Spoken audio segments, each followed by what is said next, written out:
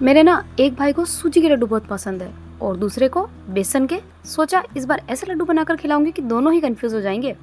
Hello guys, welcome back to my channel in cooking with Rekha Pahadia. आज मैं आप लोगों के साथ शेयर करने जा रही हूँ एक बहुत ही स्पेशल लड्डू की रेसिपी स्टार्ट करने से पहले आप लोगों से एक रिक्वेस्ट है, अगर आप मेरे चैनल पर फर्स्ट टाइम आए हैं तो please subscribe my channel and press the bell icon ताकि अगले वीडियो की नोटिफिकेशन आप तक पहुंच सके। तो आइए इस बहुत ही शानदार लड्डू की रेसिपी को बनाना स्टार्ट करते हैं। इन लड्डुओं को बनाना बहुत ही आसान है। इसके लिए मैंने यहाँ पर लिया है 1 कटोरी बेसन। बेसन आप कोई सा भी ले सकते हैं। 1 कटोरी सूजी, सूजी भी कोई सी भी चलेगी। और 1 कटोरी मैंने चीनी ली थी, उसको मैंने इस तरह से पीस लिया है। और आधी कटोरी मैंने मेल्टेड घी लिया है। ज़रूरत के हिसाब से हम घी और भी ले सकते हैं। अब यहाँ पर लिया है मैंने एक बड़ा सा बर्तन के ऊपर रखेंगे हम छलनी। सबसे पहले हम यहाँ पर सूजी को छान लेंगे। उसके बाद बेसन को भी हम इसी बर्तन में इसी के साथ छान लेंगे। आप कोई भी इंग्रेडिएंट लेते हैं उसे छान कर ही यूज़ करें, चाहे सूजी हो या बेसन या मैदा। अब इसके अंदर ऐड करेंगे हम घी। आपको घी मेल्ट करके ही लेना है। फिलहाल हम इसके अंदर 4 से 5 चम्मच घी ऐड कर रहे हैं मोइन के लिए। एक बार हम इसे बाइंड करके देखेंगे, मिक्स करके देखेंगे। अच्छे से मसलना है हमें इसे। अगर हमें ज़रूरत लगेगी तो हम इसके अंदर घी और भी ऐड करेंगे। घी कभी भी आपको एक साथ नहीं डालना होता है, थोड़ा थोड़ा करके ही ऐड करना होता है।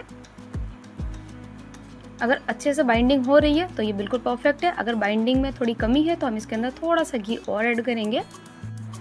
मोयन आपका बिल्कुल परफेक्ट होना चाहिए और आप यहाँ पर घी का ही यूज़ करें, तेल का यूज़ बिल्कुल भी ना करें, क्योंकि इस लड्डू का टेस्ट घी से ही बैठेगा। अब यहाँ पर थोड़ा थोड़ा नॉर्मल पानी का यूज़ करते हुए हमें एक सॉफ्ट डो तैयार कर लेना है। आपको यहाँ पर टाइट डो बिल्कुल भी नहीं लगाना है, क्योंकि ये सूजी बेसन का डो है। जैसे आप इसे थोड़ी देर रेस्ट करने के लिए छोड़ेंगे बहुत ज़्यादा टाइट हो जाएगा। इसीलिए इस टाइम पर आप ज़रूरत से ज़्यादा टाइट इसे न करें, बिल्कुल सॉफ्ट साइड में ही आपको इसका डो लगाकर तैयार करना है। ये देखिए कुछ इस तरीके का डो लगाकर मैंने तैयार किया है। आप देख पा रहे हैं मैं इसे आसानी से गूंथ पा रही हूँ। बस ऐसा ही डो लगाकर आपको तैयार करना है। अब हम इसे कवर करके 10 मिनट के लिए रेस्ट करने के लिए छोड़ देंगे। तब तक हम आगे की तैयारी करेंगे। अब यहाँ पर मैंने लिए हैं ड्राई फ्रूट्स आप अपनी चॉइस के अकॉर्डिंग कुछ भी ले सकते हैं। मैं यहाँ पर ले रही हूँ 8 से 10 बादाम, 8 से 10 काजू, 10-12 काजू ले लिए हैं मैंने यहाँ पर। जितने भी चाहे आप ले सकते हैं। 10-12 पिस्ता। इन सबको पहले हम क्रश कर लेंगे, तोड़ लेंगे इन्हें। ये देखिए मैंने काजू बादाम पिस्ता को इस तरह से तोड़ लिया है। अब इसके अंदर ऐड कर देंगे हम किशमिश। आप इसके अंदर से कोई भी ड्राई फ्रूट स्किप भी कर सकते हैं। और यहाँ पर लिया है मैंने नारियल का बुरादा। ये खोपरे का बुरादा है, जो कि मैंने मार्केट से रेडीमेड परचेज नहीं किया है। इसे घर पर ही मैंने पीसा था मिक्सी में। अब ये जितने भी ड्राई फ्रूट्स लिए हैं 2 चम्मच घी ऐड करके इन्हें हम हल्का सा रोस्ट कर लेंगे। मुश्किल से 1 मिनट लगता है और ये बहुत ही अच्छे से रोस्ट हो जाते हैं। बहुत ही अच्छी सी सौंधी इसके अंदर से खुशबू आने लगती है और किशमिश आपकी बहुत अच्छे से फूल जाती है। आप देख सकते हैं किशमिश कितने अच्छे से फूल गई है। बस हमें ऐसे ही करना है। मैंने इस टाइम पर इसके अंदर थोड़े से वाटरमेलन सीड्स भी ऐड कर दिए थे। अब सारे ड्राई फ्रूट्स को हम इसी नारियल के बुरादे के साथ ही ऐड कर देंगे। अब हम हमारा डो भी चेक कर लेते हैं। अब मुश्किल से 10 मिनट हुए हैं और हमारा डो काफ़ी ज़्यादा हार्ड हो गया है। अगर आप इसे गूंथ पाए तो एक बार फिर से इसे गूंथ लें अच्छे से। अगर ना गूंथ पाए तो सिर्फ एक बार गूंथ लें तो भी चलेगा। आप चाहें तो इस टाइम पर आप हाथों को घी से ग्रीस कर सकते हैं, लेकिन मुझे ज़रूरत नहीं लगी इसलिए मैंने नहीं किए हैं। अब इस डो को हम 2 पार्ट में डिवाइड कर लेंगे। इस तरह से मैंने इसे 2 पार्ट में डिवाइड करके बड़ी बड़ी सी 2 बॉल बनाकर उन्हें फ्लैट कर लिया है। अब हम उसे चॉपिंग बोर्ड के ऊपर बेल लेंगे। मोटी रोटी बेलनी है हमें इसकी, ना ही बहुत ज़्यादा मोटी ना ही बहुत ज़्यादा पतली रोटी बेलनी है। पूरी रोटी एक जैसी होनी चाहिए। अगर आपका डो चिपक रहा है नीचे तो आप इसके ऊपर बेसन का यूज़ भी कर सकते हैं, बेसन स्प्रिंकल कर सकते हैं। बेसन या सूखा आटा डस्ट करके उसके बाद आप इसे बेल सकते हैं। लेकिन मैंने इसके ऊपर ना ही बेसन डस्ट किया है ना ही आटा। ये बहुत ही आसानी से मैंने इस रोटी को बेल लिया था। अब फोक की मदद से हम आगे पीछे दोनों साइड बहुत ही अच्छे से इसमें छेद कर देंगे। दोनों साइड आपको इस तरह से छेद करने हैं बहुत ही अच्छे से। बिल्कुल मीडियम साइज़ की रोटी मैंने बेली है, ना ही बहुत ज़्यादा पतली है ना ही मोटी है।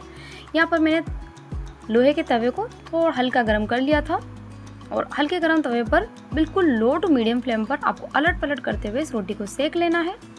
ये देखिए हमारी रोटी कितने अच्छे से सिक गई है। बिल्कुल लो टू मीडियम फ्लेम पर बहुत ही अच्छे से आपको रोटी को सेकना है, कोई जल्दबाजी नहीं करनी है।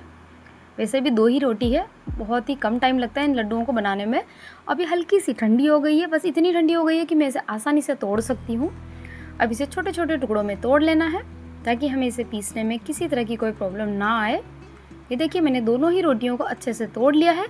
अब इसे डालेंगे हम ग्राइंडर जार के अंदर और इसे अच्छे से पीस लेंगे। बिल्कुल बारीक आटा बना लेना है हमें इसका।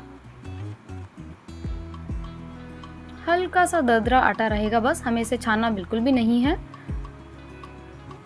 ये देखिए कुछ इस तरह का हमारा आटा बनकर तैयार हुआ है।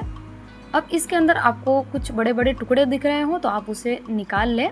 अब ये जो घी हमने बचाया था आधी कटोरी में, वो हम इसके अंदर थोड़ा थोड़ा करके फिर से ऐड करेंगे। हमें घी जब तक ऐड करना है जब तक हमारे लड्डू बनने नहीं लग जाते। फिलहाल अभी मैंने घी रख लिया है। अब इसके अंदर 2 से 3 इलायची का पाउडर, मतलब लगभग आधी चम्मच के करीब इलायची पाउडर ऐड कर देंगे और यहाँ पर सारे ड्राई फ्रूट्स और नारियल का बुरादा भी ऐड कर देंगे। मैंने इसमें बाद में वाटरमेलन सीड्स भी ऐड कर दिए थे, उन्हें भी मैंने रोस्ट किया था घी में।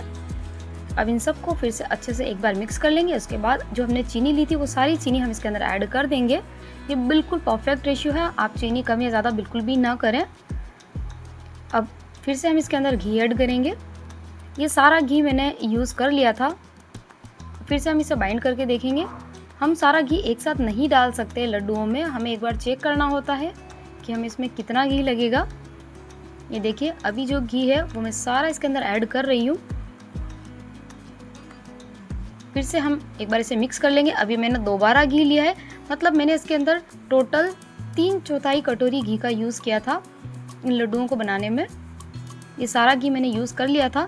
जब तक लड्डुओं में अच्छे से बाइंडिंग ना आने लगे, ये बिल्कुल सही रेशियो रहेगा, 3/4 कटोरी घी ही लगेगा आपको। अब आप इसे बांध कर देखिए। ये देखिए बहुत ही आसानी से बंध रहे हैं, लेकिन जो थोड़े गीले गीले टाइप के हलवाई वाले लड्डू होते हैं वो बनाने के लिए आपको आधा कप बिल्कुल गर्म दूध इसके अंदर ऐड करना है।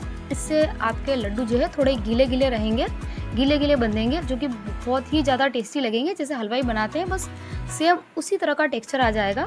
सिर्फ आधा कप दूध ही लगेगा, लेकिन आपको बहुत ही गर्म दूध इसके अंदर ऐड करना है बिल्कुल एंड में।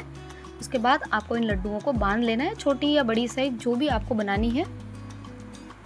बहुत ही शानदार, बहुत ही टेस्टी और बहुत ही कम टाइम में ये बहुत ही शानदार बेसन सूजी के लड्डू बनकर तैयार हो जाते हैं।